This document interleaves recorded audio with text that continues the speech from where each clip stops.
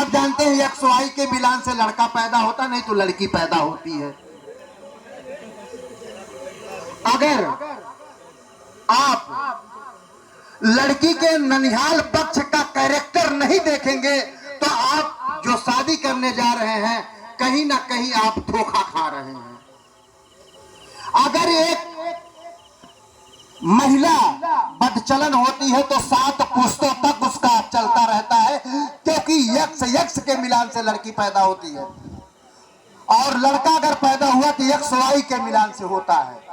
इसीलिए हमारे बुजुर्ग कहते थे कि ननिहाल पक्ष को जरूर देखो, उसकी माँ कहां से आई है, लड़की की माँ कहां से आई है वो जरूर देखो, नापदान जरूर देखो, बह क्या रहा है, खाने के लिए है कि नहीं है, आज का माहौल का है। अरे लड़कियां देखे ठीक बा राजू, अपने खप जाई, बहुत सही शादी करबे की होई, दे तो तुम्हारे निकल। सबसे बड़ी समस्या पैसवा का है, धना का। बाकी एक बात भले निर्धन हो जा, ओसे ना मतलब है। एक बहुत अच्छा हमारे राफिक सादानी साहब ने कहा था, शादी की हो मारुति पायो खुशी भाई, शादी की हो मारुति पायो खुशी भाई, मेहरारू पायो माए खटारा उल्लू हो। तो ये सारी चीजों को आपको ध्यान में रखना पड़ेगा। परछन क्यों होता था?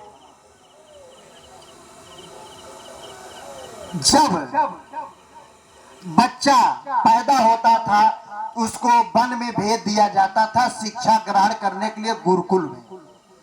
25 वर्षों के बाद आता था बच्चा घर पे, गृहस्थ आश्रम में जब वो प्रवेश करता था तो अब जंगल में क्या किया है क्या नहीं किया है उसको पवित्र करने के लिए परछन का कार्य होता था। सूप से इसलिए होता था कि आपके अंदर की जितनी भी गंदगी है उसको हम सूप से, जब कोई भी अनाज आप साफ करते हैं तो थोथा उड़ जाता, भूसा उड़ जाता है और अनाज आपके पास आ जाता है। सेम कंडीशन, वही प्रक्रिया इंसानों पे भी लागू होता है।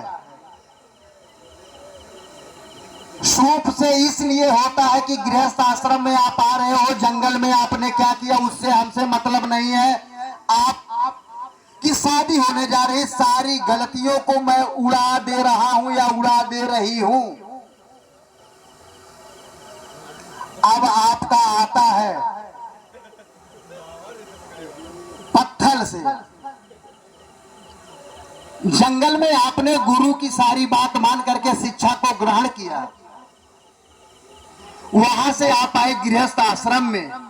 गृहस्थ आश्रम में आने के बाद आपके जीवन में, वैवाहिक जीवन में, गृहस्थ आश्रम में आपके सर पे अगर वज्रपात हो जाए, पत्थर गिर जाए तो आपको यहां से अडिग नहीं होना है, क्योंकि इस धरती का भरण पोषण अगर कोई करता है, चाहे वो आसमान में उड़ने वाले पंछी हो, धरती पे रेंगने वाले कीट पतंगे हो या पेड़ हो, कोई भी हो, जानवर हो, पशु पक्षी इत्यादि का भरण पोषण गृहस्थ आश्रम में रहने वाला व्यक्ति ही करता है और किसी के बस की बात नहीं है किसी का भरण पोषण कर दे।